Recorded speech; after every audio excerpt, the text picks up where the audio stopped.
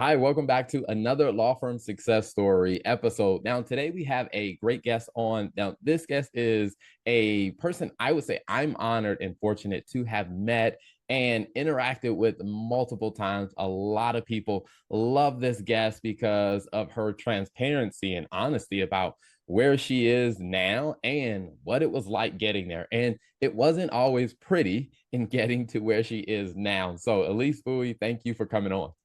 Oh, thanks so much for having me, Terrell. It makes me giggle, though. You're so right about it hasn't always been pretty.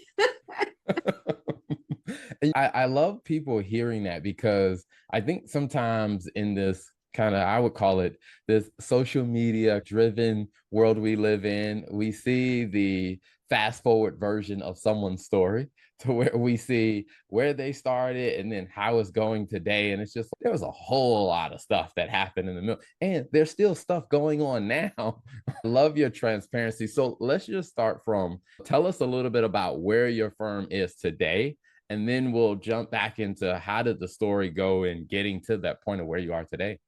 Sure. I run a family law firm in the Seattle area. We're a remote law firm, and we've been progressing along since 2015. And we are around a $5 million-ish firm currently, just going along. I have a pretty strong leadership team, which has been really helpful in growing the firm and helping us do what we need to do. But when we talk about success, I kind of joke, I feel like success is really just a series of mistakes, learning, tweaking, trying again, hoping I don't make the same mistake twice or three times or four times. I love that because I think that so many people, when they hear the word success, they have this picture of it is when I reach that point that I have everything I want. There are no problems, there are no issues. So I'm curious, how did you get comfortable with accepting the fact of, you know what, success probably doesn't look like that, and just really making the most of where you are and what's going on in your journey? I think one thing for me personally, I suck at being fake. That is not one of my strong suits at all. I am really authentic. And so when I screw up, I'm the first to be like, whoa, I just screwed this up pretty royally. And also, I do like to fix things. Like, I'm definitely if I screw it up, I'll be like, let's figure out what happened. I'm pulling data and I'm like bringing in my team. I'm like, we need to do a post-mortem and figure out like, what happened here and where can we learn? Is it a hiring thing? Is it an onboarding thing? Is it a training? Did we like miss some serious red flag? Is our system just failing and we're not noticing it over and over again? So I definitely am a dig into the data person. And so much of the time, unfortunately, a lot of it goes back to me and I'll be like, whoa, Elise, you messed that up pretty royally. I've had circumstances where somebody will refer somebody to me. And so we like short circuit the hiring process. Oh, that would be one of our bigger mistakes. I'll be like, because I can literally go through and see who did we short circuit on and where did that really go wrong. And it's so much of it'll be me. I'll be like, oh, that person's so friendly. And it's, come on, Elise, better than that. It's empowering my team around me to really call me out on that and be like, guys, if I'm coming to you telling you that somebody is so friendly and I talk to them and that we can ignore this, I'm like, tell me to shut up and go away and that we are going to follow the hiring process, you know?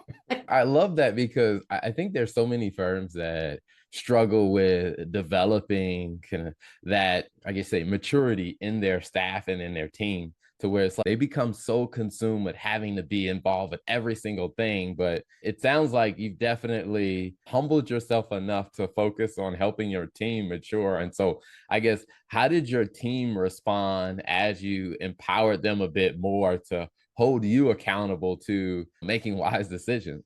That's an evolving process. And I think they appreciate it because at least I can tell them, because when we get to a mistake, I'm the first person to turn that mirror on myself and really look at what did I do wrong? Where can we learn from this? And so I try to model that for the other leaders on my team, that we're all going to make mistakes. But the whole point is to figure out like how not to make the same mistake twice would be ideal. Obviously, I messed that up too, but like really trying to learn from our mistakes so that tomorrow we can have a brand new mistake, not an old one. I like to look forward to what are our new mistakes going to be rather than something we can go, oh yeah, we already did that once before.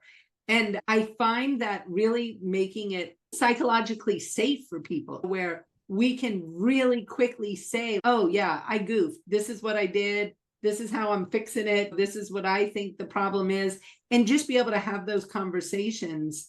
And I personally think between data and leadership, I think that is like everything that, I mean, literally, I think everything is tied to those things. And I think if the leaders can really turn the mirror on themselves and understand that 9% of the problems are a leadership problem or an actual management of the systems problem. Either we're not holding the systems accountable in some way, or we're not tracking the right data. And so we can't even see how this problem is evolving. That's one thing I do have to say, I actually think we've done well at, is I love numbers. And so I'm that person that when I think there's a problem happening, I'm going to go straight away to my data, and it's going to be really clear to me that there's a problem. Do you know what I mean? It is rare for me to go to my data and I'm like, I got no idea what's going on here. I can really look at the numbers and I'll be like, boing, there is the problem right here. We see it.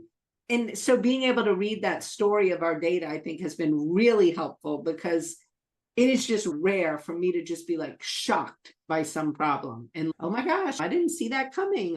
And at least that's helpful. If I'm going to make mistakes, at least I'm going to not be shocked by them. And I love it. I love it. And I know we could go into deep details about all of this, but one of the things that I do want to let people know about is there's content that you put out there. You're working with different lawyers, you're speaking at different conferences or workshops. So if people want to learn a little bit more about Elise Buie and actually just learn from your wisdom and your journey, where are some good places for them to look for you or to look for your content or find out what's next on your schedule? now, Terrell, you are asking the wrong girl about that. It would be a Kendra question. Just Google it. Like, I'm sure you'll find it. I love it. I love it. I love it. So I just want to say, Elise, thank you so much for coming on and sharing a part of your journey with us, because I think it's going to help a lot of people to know that, hey, you don't have to have success isn't having it all together. And that's not the picture of success because that's no one's reality. So thank you so Truly. much for coming on. I really believe that it's no one's reality. And the silly old social media makes us think it's everybody's reality. And we do ourselves a disservice to think that. Absolutely. Absolutely. Thank you so much for coming on. Thank you for having me. I hope you have a great day. Awesome.